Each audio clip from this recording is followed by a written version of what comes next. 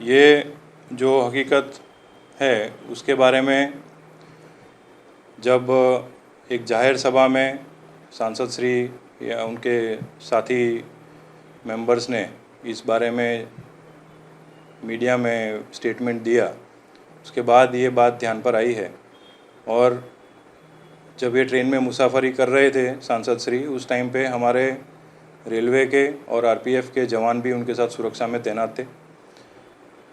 जिस समय मुसाफरी के दौरान जिस सीट का कांच क्रैक हुआ है, उस यात्री के द्वारा सूरत पहुंचने पर इस बात की जानकारी देने में आई थी।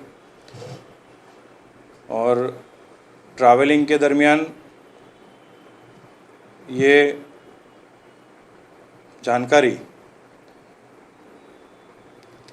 सांसद श्री या उनके साथ ट्रैवल कर रहे दूसरे साथी मेंबर्स के द्वारा हमको बताने में नहीं आई, और वो सूरत स्टेशन पे उतरने के बाद भी इस बारे में कोई जानकारी नहीं दी गई।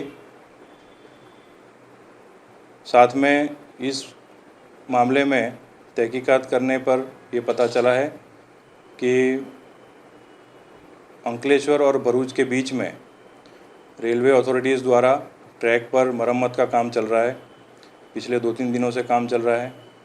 इस काम में जो मेटल और ट्रैक का रिपेयरिंग के काम के दौरान ऐसी संभावना रहती है, ऐसा रेलवे अथॉरिटीज़ द्वारा क्लेरिफाई किया गया है कि मेटल पार्ट्स या तो पत्थर उछलने के बनाव बनते हैं।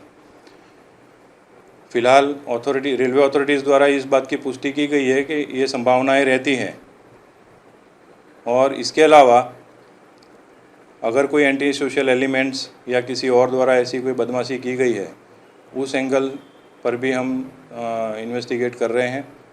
और डिटेल में इन्वेस्टिगेट करके ऐसी कोई जानकारी मिलेगी तो हम आगे कार्रवाई करेंगे। आरपीएफ की सुरक्षा टीम प्लस हमारी जीआरपी की सुरक्षा टीम उनके साथ ही थी। उसी कोच में उनके साथी ट्रैवल कर रहे थे।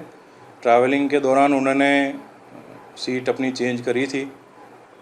किस कारण से चेंज करी वो उस बारे में भी हम तफ्तीश कर रहे हैं, और ऐसी कोई जानकारी मिलेगी कि जिसमें कोई नोटोरियस या कुछ एंटी सोशल एलिमेंट इन्वॉल्व है तो उस बारे में हम कायदेसर की कार्रवाई करेंगे। प्राइमरी स्पॉट विज़िट करने पर वहाँ पर आसपास कोई बस्ती नहीं है, ना कोई झुपड़पट्टी है, ना कोई झुग्गी बस्ती है।